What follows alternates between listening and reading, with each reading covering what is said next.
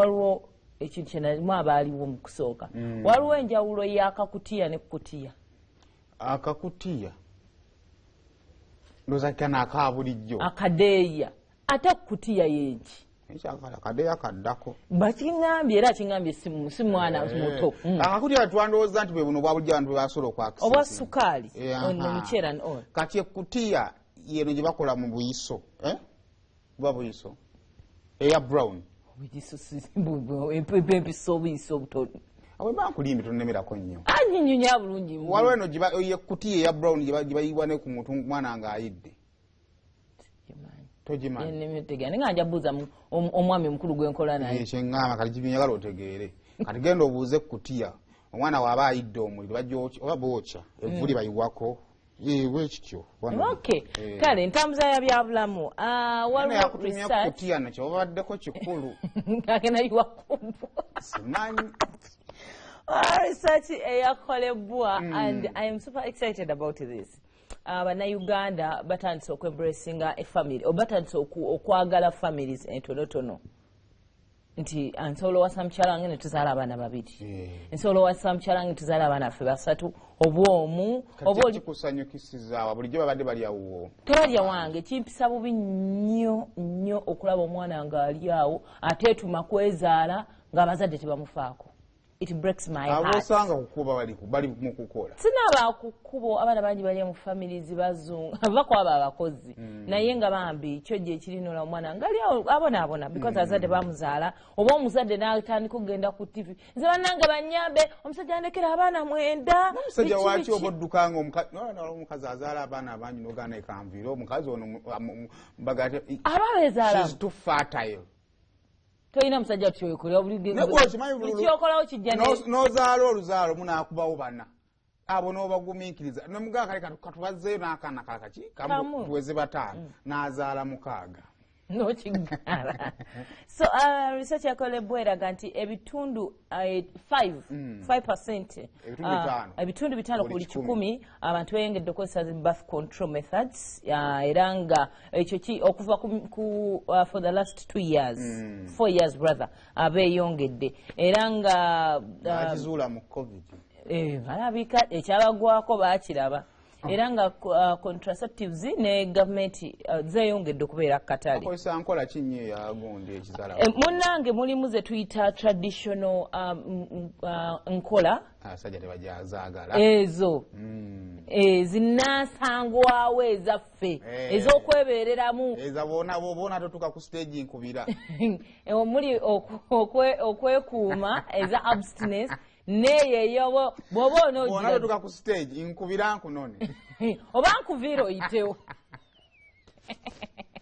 nesege ezo bbiri kate neziri modern mwe muli pills mwe muli empiso mwe muli zi implants nezino ezijja eza vasectomy and all that ezo naye nga vasectomy ezijja baŋŋambe enkamba eyekutula omusajja bakutulira ddala n'otaddamu kukugira kati abaana Katonda abatwalanga Jobu ng'osigalirawo ng'okkiriza nti Katonda yatutima kababeere bamama banaabalabirira wezaalire baanabo otuuka okufuna omugaso gwabwo nga weetonda mu nsonyiwe baana bange kale wulira naye nga bambi personally bye tulabyeko bingi ate kibadde mu covid kino bw'oba toyize ng'oli ogamba ku bwana 8 twongereyo kamu bannange oli musajja omuntu n'azaala abaana abasukka mu 3 chances z'okubanga alina omukisa mu kusalawo ku baana abe bantono bannange ate bambi omuntu atwaludde naga tuzaaleyo ku mwana aba n'olugezigezi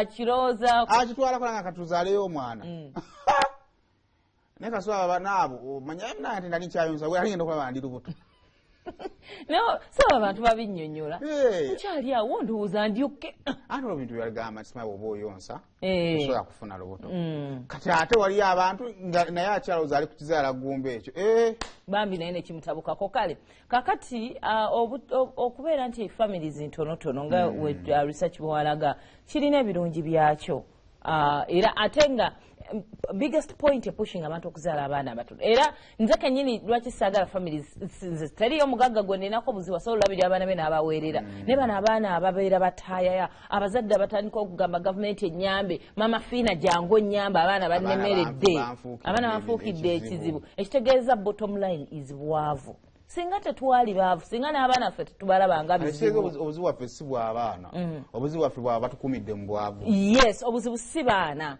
because abazadde batuka ne beekyawa omuzadde babakazi bali eyo ku mweziga eyo balangira n'abaana baabwe wata obusungu nanamalira ku baana because tasobola kuba affordinga omwana tatumanko omuzadde we muzaala gabeera masanyu gamwe ne muzaala omwana akati abirungi ki ebiri mu kafamire akatono gwali nga planning okuzaala lwaki wandibadde obeera ne famire entono ekisookera ddala omwana ajja funa obulamu obuli quality obanga naawe obulina kuba oyinza nozaala omwera n'akulemerera ate kati gwoba mulema sibulema obako ekizibu omwana ne wabeera omu bwengula akagati ka bbaani nga nina omwana wange omusobola omenya mu makkati kaba kamumala mu mbeera yonna akakatono oyo omwana gw'olina omu oba babiri kiba kisoboka abangi bwe buzibu omuzadde n'otandika okuliira mu ttooyi ng'okukuta toyagala bakusabeko zaala ebyana nga bikufaanana biryanga ggwe n'olemwa ebizimbira mu nnyumba obireka bizimbye n'ogenda ebweru n'olya ekisookera ddala bajja funa ku quality education abaana togenda kudda mu baana ba gavumenti obayiwe mu UPE n'amasomero g'ennaku zino mugamanyi mmwe ekisookera ddala education is very expensive kati bw'ozaala obwana bwo ovala akaana k'obwera buli woddayo olina okabuuza asomye eki nekabala tu nekagattamu okasanti nasomye 1 2 3 ABCD okusoma omwana jafuna quality education omwana ne love jafuna eri abazadde abaana batono teba stressinga every time olowooza kanako olowooza ku bwana bwo obubiri you know maye basajja love yabwe eri abaana babeera awo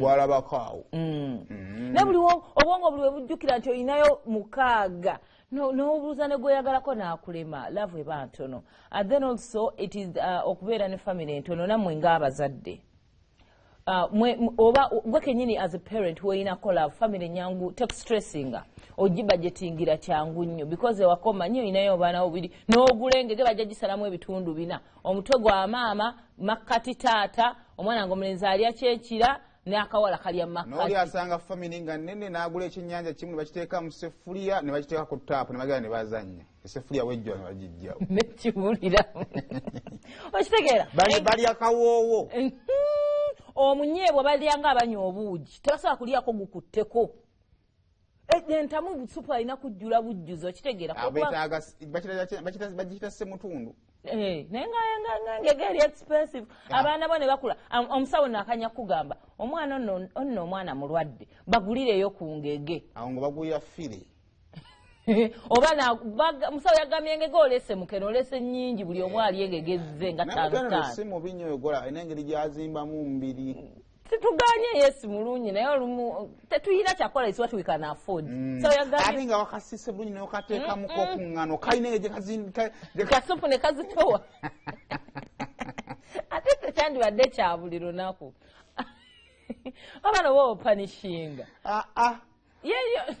yeye ng'amuliddeyo basooka ne bamulonda mami wamanya nti zeewaka n'amuyiga bamufumba obubi ogenda mutulamu ng'olaba obuuso bukutunuulidde taata lwaleese akanyama akaliira eri ne baboyizi ewaka tekajja kumala notandika okwekubako enjawulo emirembe ne gibaggwako first of all n'essanyu liggwa mu maka nogamba neze ekifo ekyange mukisale mukisibemu akaguwa ogambirawo omukyala wano abaana boti bagenda kunkoza I know they become abaana booli naye nga mwabazaala bonna ne bagamba taata basooke bamuseneeko ku kinyeebwa ekirala mwongereeko amazzi ate abakyala mulekerawo ebintu ono abaana yabakuzaalamu omunyeebwa oba ogujjuza ebokisi n'oteekamu amazzi teekamu mwenna mwendye mazzi omwami lwaki mumuwa ekikuta omwana omukyala naye ambi omusaasira anti kakati munange ono ate naye bw'ataabe w'amaanyi kimala ate era abeere w'amaanyi atadde mwazaala abaana naye mukazi wattu yeerowoozaako ate munange wesiimu ekinyibwa ne kimubuna era nze wenkijjula ate ensula enjala mwaba baleetera okubazaalamu lwaki omulabirira nnyo bw'otyo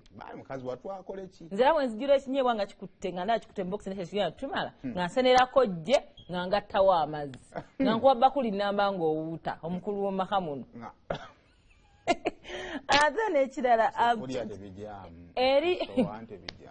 eri abamaama kyobalanga yes family planning z'abasajja ntono it is rubber bw'oba otuuse ku stage nkubira ne vasectomy abakyala ezaffe nebivaako weebale abakyala ezaffe nnyingi because obuvunanyizibwa obw'omwana bwonna buli eriffe omwami ajja kubeera feere bajja weerera abaana emmere ajja gigula ennyumba ajja gisasula and all that ani agenda okwetikka omwana ye kati tuli ku mulembe gwa c-section buli mukazi aza tojja sobola sindika bagenda kusala I don't know I don't think there must be a problem. Abasawo balina okunyonyola lwaki abakyala tebakyasobola sindika baana. Waliwo ekizibu nga kiri environmental oba byakulya oba kiki. Tugende mu kyalo tunoonya abali mu C-section. Tugende mu kyalo. Wala amazima ga Katonda.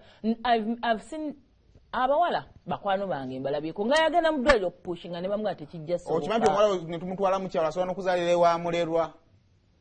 Kajanja muko bannange kakati ojja kwesanga nti kati omukyalo olina okwebeera bw'omanga muzadde abaana batono abasawo bamanyi no bawooninga kati ke bakulongosezza olina oyita emyaka 3 olumu twagala ozaale kiveewo oddemu olabike bulungi okola emirimu gyo sigenda kubanga nakatandika okukola wano ate nfuna olubuto ate mbanga zzeemu okukola ate nfuna olulala mbu after 3 years mba njagalamu egyo emyaka 3 nzaliremu obwana bwange obwa busatu buli mwaka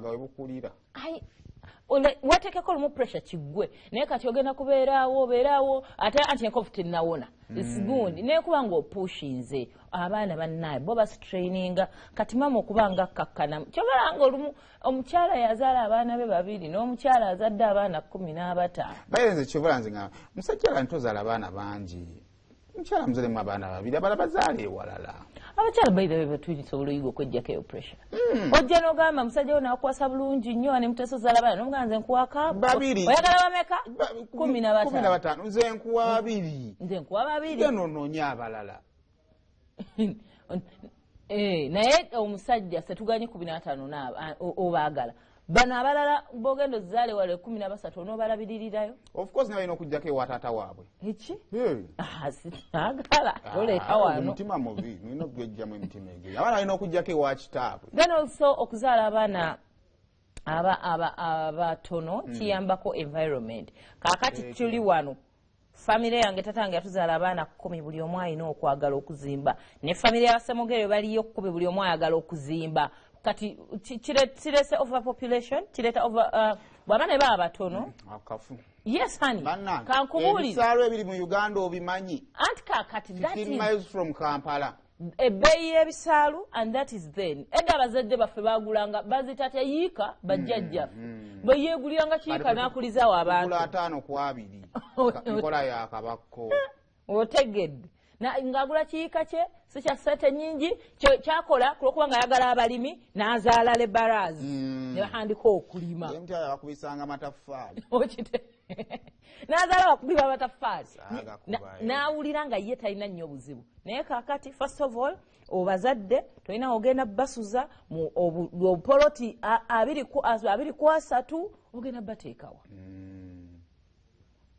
nga womaliriza nga mugenze mutandise what were you talking about ebyokusula mugundi mu ntobazi nga mutandise okusenda ettaka and all that so olwayo kirowoozeeko mukwano weeberere mu famire engeri y'okukendeeza abaana abangi b'ozadde zaalako abatono b'onaasobola okusanyukako nabo bakwenyumirizeemu naddala omusajja nti taata wuuyo dadi waffe yatuweerera yatulabirira